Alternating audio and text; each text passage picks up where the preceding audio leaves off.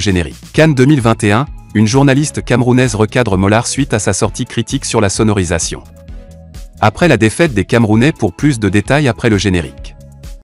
Avant de commencer, n'oubliez pas de vous abonner et d'activer la cloche de notification car cela va vous permettre de ne plus manquer à nos prochaines vidéos. C'est parti!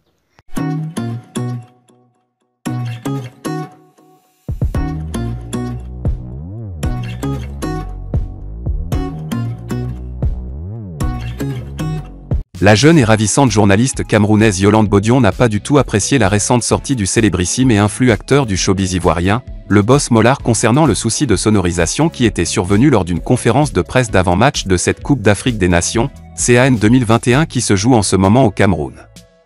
En effet, la légende de la musique ivoirienne, qui s'y connaît aussi très bien dans l'organisation des événements, s'était proposée auprès du comité d'organisation de la CAN 2023 qui se tiendra en Côte d'Ivoire, pour s'occuper personnellement de la sonorisation après cette panne ou cet incident camerounais. Dans une sortie récente sur la toile, la journaliste Yolande Bodion a donc tenu à éclaircir les choses concernant ce problème de sono. Yolande Bodion, journaliste camerounaise et PDG de Marabout TV, à Mollard Interartiste. Mollard, c'est dommage de parler ainsi. Affaire de micro là, la vraie version, vous ne la connaissez pas.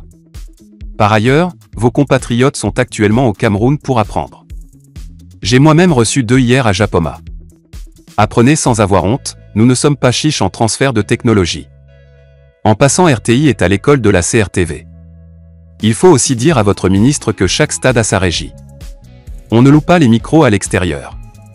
Pour le reste, me contacter après la victoire des Lions indomptables le 6 février, a-t-elle lancé Franco. Source, Eloge First. Cette forte déclaration de la journaliste camerounaise intervient dans un contexte de vive tension entre les internautes camerounais et ivoiriens sur les réseaux sociaux.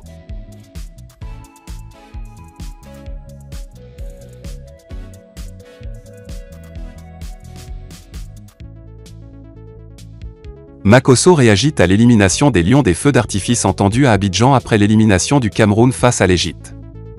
Dans la petite brouille qui oppose les supporters ivoiriens aux Camerounais, les Ivoiriens semblent avoir obtenu leur revanche. Après l'élimination du Cameroun en demi-finale face à l'Égypte, certains ont jubilé dans les rues d'Abidjan. Des feux d'artifice ont même été entendus dans certaines communes. S'il y a une équipe qui est plus que déçue de ne pas aller au bout de la Coupe d'Afrique des Nations, c'est bien le Cameroun qui n'aura pas l'occasion de remporter une 6e étoile devant son public. Sorti au tir au but face à l'Égypte en demi-finale ce jeudi, l'élimination du pays organisateur n'est pas passée inaperçue et a fait des heureux dans certaines villes d'Afrique et notamment à Abidjan, en Côte d'Ivoire.